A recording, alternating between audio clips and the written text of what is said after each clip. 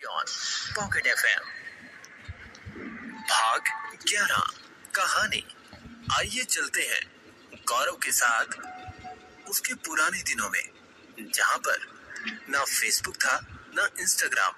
हर प्रेमी उस वक्त खत का सहारा लेकर अपने प्यार का इजहार करते थे और बदले में खत से ही उनको जवाब दिया जाता था।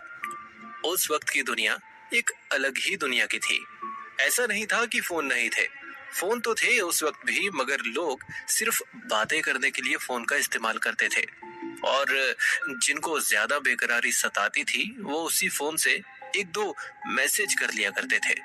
ऐसे ही जब गौरव का पीछा करने वाला सिलसिला चलता रहा तो एक दिन गौरव को सड़क पर रागिनी की सहेली मिली। उसका नाम गौरी था। गौरी ने इशारे से गौरव को किनारे बुलाया। गौरव अनजान चला गया। गौरी ने गौरव को एक कागज का टुकड़ा पकड़ाया। गौरव उस कागज को देख हैरान हो गया। गौरव ने पूछा, ये क्या है और किसका है? गौरव के इस जवाब पर गौरी ने इतना ही कहा कि घर जाकर पढ़ लेना, और वो सीधा चलती बनी। गौरव को ये सब कुछ समझ में नहीं आया। गौरव से रहा नहीं गया तो उसने वहीं तुरंत उस कागज को खोला जो दो भाग में करके मोड़ा हुआ था। कागज में खूबसूरती से लिखा हुआ था, मैं कल तुमसे स्कूल के बाद हमारी कॉलोनी वाले सुनसान सड़क पर मिलना चाहती हूँ। 5 बजे शाम को आ जाना, डोंट बी लेट। मैं वहां तुम्हारा इंतजार करूंगी। इसके नीचे और कुछ नहीं लिखा था, बस कागज के आखिरी छोर में आर लिखा था। गौरव को समझते देर न लगी कि ये किसी और ने नहीं बल्कि रागिनी ने ही भेजा है। वो वही खुशी से नाचने लगा, गाने लगा। उसकी हालत देख बाकी लोग उसे खोर खोर कर देखने लगे, पर गौरव को कहाँ किसी की पड़ी थी। उसे अब इशारा मिल गया था। गौरव कूदता हुआ अपने घर पर गया और फिर कल का इंतजार करने लगा। वो इतना बेताब था कि खुशी के मारे उसे रात को नींद भी नहीं आई। पूरी रात उस आए कागज के टुकड़े को देखता रहा।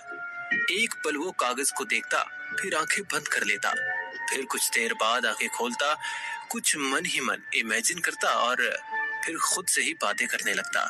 इसी सब में उसे कब नींद आ गई और कब पलकें झपकते ही सुबह हो गई उसे पता ही नहीं चला। जैसे ही सुबह हुई वो झट से उठा और नहा धोकर अच्छे से बाल बनाकर स्कूल चला गया। पूरा दिन वो स्कूल में रागिनी के बारे में ही सोच रहा था। उसका आज किसी भी क्लास में मन नहीं लग रहा था। वो बस छुट्टी होने का इंतजार कर रहा था। और पूरे 6 घंटे के बाद जब स्कूल की छुट्टी की घंटी बजी तो गौरव सबसे पहले भागकर स्कूल से निकला। वो आज अपनी साइकिल से स्कूल आया था। वो अपनी साइकिल की रफ्तार बढ़ाते हुए रागिनी के बताई हुई जगह पर पहुंचा। वो सड़क अब बंद हो चुकी थी।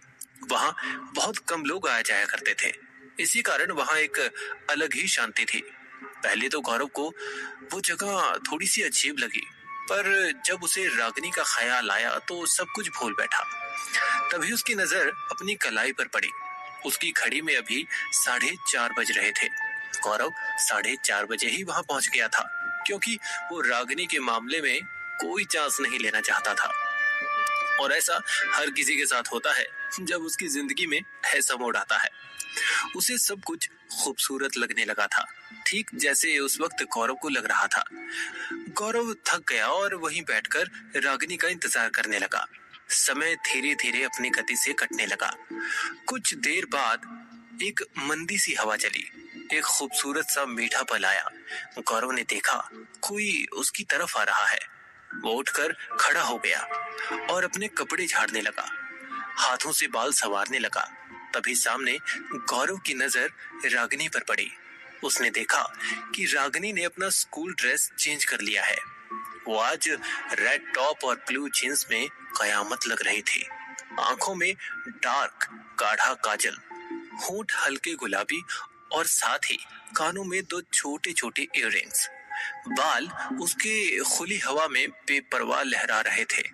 कभी उसकी आंखों के साथ बदमाशियां करते तो वो कुछ बालों को हाथ से पकड़कर अपने कान के पीछे कर देती, मगर उसके बाल भी कुछ ज्यादा ही शरारती थे। वो दोबारा कानों को छोड़ उसके गालों पर आ जाते और फिर आंखों के साथ खेलने लगते। कभी कभी तो वो उनसे इतनी परेशान हो जाती कि वो चिल्ला जाती। उसका ऐसा रूप देख गौरव मंत्रमुग्ध हो गया था।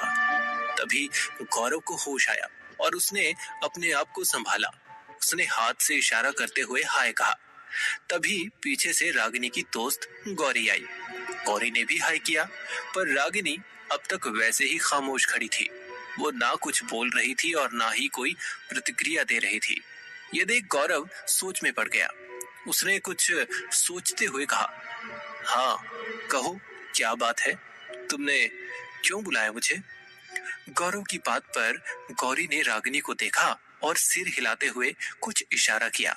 रागिनी गौरी का इशारा देख बोली, हाँ मैंने तुम्हें यहाँ पर इसीलिए बुलाया है ताकि तुमसे क्लियर बात कर सकूं। गौरव ने भी रागिनी का साथ देते हुए कहा, हाँ ठीक है, जो क्लियर है बोलो, मैं भी वही चाहता हूँ। गौरव की बात पर रागिनी के चेहरे के भाव बदल गए। वो सख्त हो गई और उसने सख्ती से कहा, हाँ तो क्लियर बात यह है कि तुम जो कर रहे हो वो ठीक नहीं कर रहे हो, इसीलिए समझा रही हूँ, सुधर जाओ। गौरव को रागिनी के ऐसे बर्ताव से एक जोरदार झटका लगा। गौरव कुछ समझ नहीं पाया कि यहाँ आखिर हो क्या रहा है। वो बस रागिनी की तरफ ही देखे जा रहा था।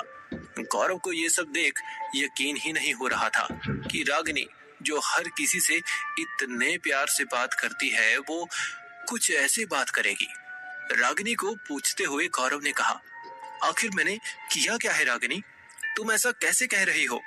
रागिनी ने ताली बजाते हुए कहा, वाह देखिए, ये जनाब कह रहे हैं इन्होंने क्या किया है। गौरी जरा इसे बताओ तुम। रागिनी की बात मानते हुए गौरी ने गौरव को सारी बात बताई कि रागिनी को उसका पीछा करना, उसके पीछे हर वक्त घूमना, ये सब बिल्कुल पसंद नहीं है।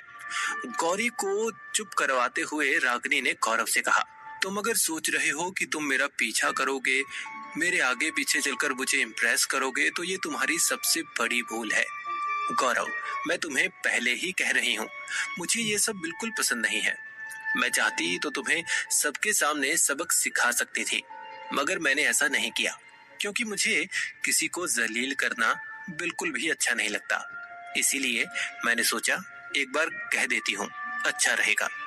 रागिनी की इस बात से गौरव का दिल ऐसे टूटा कि यहाँ बताया भी नहीं जा सकता। वो एक हफ्ते तक घर से बाहर नहीं निकला, वो स्कूल भी नहीं गया। पर जब बात दिनों दिन बढ़ती चली गई, तब उसे एहसास हुआ कि ऐसे कैसे चलेगा। सर उठिए सर, फ्लाइट का समय हो गया है। बजरंगी ने जब आवाज दी तो गौरव अपनी नींद से जागा। आगे की कहानी मिस्टर साइको के अगले एपिसोड में। आप सुनते रहिए ये कहानी पॉकेट एफएम पर अपने दोस्त यानी मेरे साथ आरजे आजाद के साथ।